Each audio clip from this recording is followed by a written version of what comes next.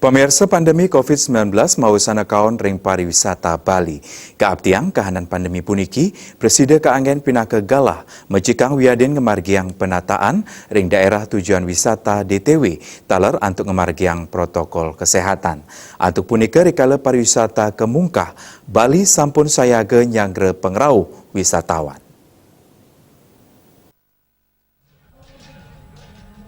Kadis Pariwisata Bali Iputu Astawa Mausang selami kabungkahnyane pariwisata Bali majeng wisatawan Nusantara wilangan kunjungan ring Bandara Ngurah Rai kantos tigang tali diri nyabran rahina. Sane sadurungnyane wantah 900 diri nyabran rahina. Sane patut kautamayang patut sayaga ngemargiang protokol kesehatan. Antuk punike para wisatawan merasa terpti selami melancaran ring Bali. Optimisme patut state kasinahang santukan pandemi punike rumasuk ring gering agung sane ngajahin manusia eling ring rage mecikang tata kelola destinasi wisata nureksain kekirangan mangde kapungkuran pariwisata Bali sayan becik tur leuwih nglimbak.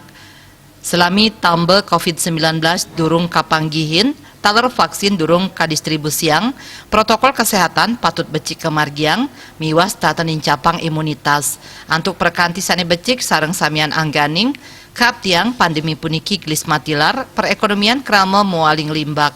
Putu Ratna, Bali TV.